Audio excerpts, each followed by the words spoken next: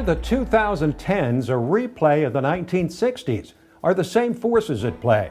Have American values actually changed much in the last 50 years? Those are questions which will be settled by the voters come 2020. But it's hard to avoid making comparisons between these two eras over the last half century that have been marked by rebellion on the left, serious challenges to the bedrock principles of America's constitutional republic, and the election of conservative presidents appealing to traditional American values. I'm Tim Donner with 5 facts comparing the 1960s and 2010s and what we'll call the Democrats' 50-year itch. Fact 1. In both the 1960s and 2010s, growing cultural rebellion was most pronounced on college campuses.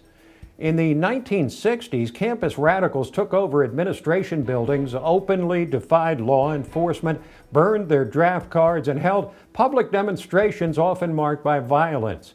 In the 2010s, college radicalism has largely been manifested in speech codes, the silencing of conservative voices, and a growing and at times violent refusal to accept the legitimacy of those dissenting from leftist orthodoxy. In both cases, student unrest has been fed by professors presenting increasingly revisionist views of American history from our founding forward to the present day. Fact 2. In the 1960s and 2010s, Democrats responded to the uprising of leftist activism by adopting several radical positions.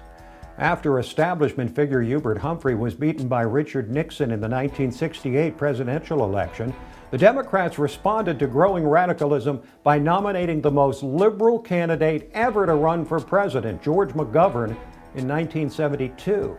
Similarly, in the wake of establishment candidate Hillary Clinton's defeat at the hands of Donald Trump in 2016, the Democrats' presidential field of more than 20 candidates is dominated by candidates either declaring themselves as socialists or endorsing socialist policies.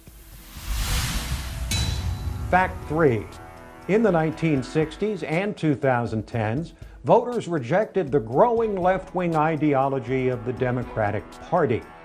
We're still more than a year away from knowing the outcome of the 2020 election, but in 1972, George McGovern was the victim of one of the biggest landslides in American history, losing 49 out of 50 states to a president widely vilified by the left and the establishment media. We face a similar situation now, except the left has now radicalized to the point of endorsing programs which would undoubtedly bankrupt the economy, such as the Green New Deal. And, unlike 50 years ago, the media no longer even denies their bias against the sitting GOP president. Fact 4. In the 1960s and 2010s, a so-called silent majority of voters responded to Republicans' pledges to project American strength and end foreign wars. In 1968 and again in 1972, Richard Nixon appealed to the working class by promising a tough stance against the radical left, a restoration of traditional American culture, and a promise to end the Vietnam War. In 2016, Donald Trump similarly pledged to stand up to growing radicalism and degradation of the culture and promised to ramp down our foreign entanglements. And that brings us to fact 5. The electoral map in the 1960s looked very different than now. With 270 electoral votes needed for victory, both Nixon and Trump narrowly surpassed 300 electoral votes in their first presidential victories. But they accumulated those votes in very different ways. In 2016, Trump won on the strength of victories in previous Democratic strongholds in the industrial Midwest, Pennsylvania, Michigan, and Wisconsin. In 1968, Nixon lost all of those states, but actually won California, Illinois, and New Jersey, 3 states now squarely in the Democrats' column, while losing in Texas, now a Republican stronghold. Indeed, 2016 itself and the gradual transformation of the enormously important states of California, Texas, New Jersey, and Illinois proves that disparate parts of the nation, and thus electoral maps, do change over time.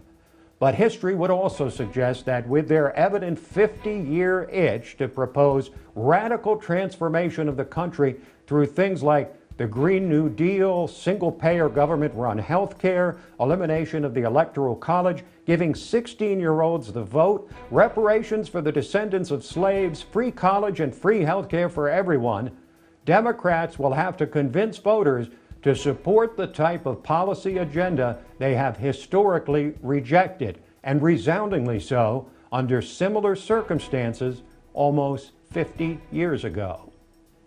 We hope you will like this video, and please subscribe to the LibertyNation.com YouTube channel, where you can get a full array of videos, including our TV show, Truth is Making a Comeback, our Election 2020 roundtables, podcasts, Liberty Nation Radio, and more. I'm Tim Donner. Thanks for watching.